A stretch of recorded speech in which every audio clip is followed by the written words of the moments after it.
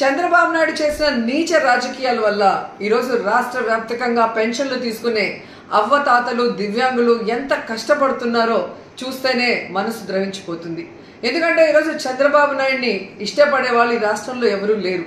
కేవలం అవ్వతాతలంతా కూడా జగనన్న పరిపాలనలో పెన్షన్లు టెన్షన్ గా పొద్దున 5 గంటలకే ఇంటికి చేరుస్తుంటే నా బిడ్డ బాగుండాలి అని వాళ్ళు ఇచ్చిన దీవెనను చూసి కక్షగట్టి తన యొక్క ఫాలోయర్స్ ఎవరైతే ఉన్నారో తొత్తులు నిమ్మగడ్డ రమేష్ అచ్చెన్నాయుడుతో ఎలక్షన్ కమిషన్ కి ఈరోజు వాలంటీర్ల మీద కంప్లైంట్ చేయించి ఆ వాలంటీర్ వ్యవస్థ పెన్షన్లు ఇవ్వకూడదని చెప్పి ఈరోజు బ్యాంకుల్లో వేయమని ఎలక్షన్ కమిషన్ చెప్పే పరిస్థితి తీసుకొచ్చారు.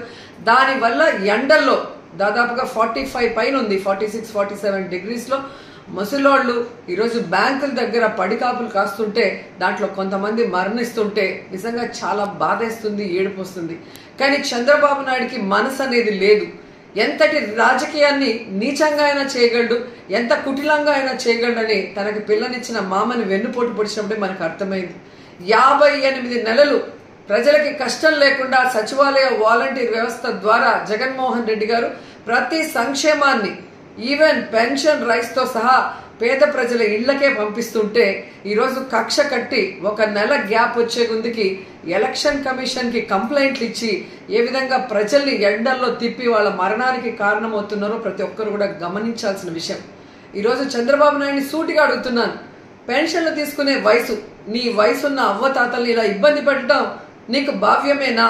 వచ్చి 1 రోజు ఎండలో నించోడు, రోడ్డు మీద ఎండలో 1 రోజు నించుంటే ఆ అవ్వదాతల కష్టమేందో నీకు అర్థమవుతుంది. కేవలం అధికార దాహంతో ఈ విధంగా ముసలోళ్ళని దివ్యాంగుల్ని ఇబ్బంది పెట్టడం నీకు సబబేనని అడుగుతున్నాం. సో ఖచ్చితంగా మీ గ్రామాల్లోకి తెలుగుదేశం పార్టీ వాళ్ళు కానీ జనసేన వాళ్ళు కానీ ఓట్లకు వస్తే చొక్కా పట్టుకొని నిలదీసి ఆ చంప ఈ చంప వాయించండి.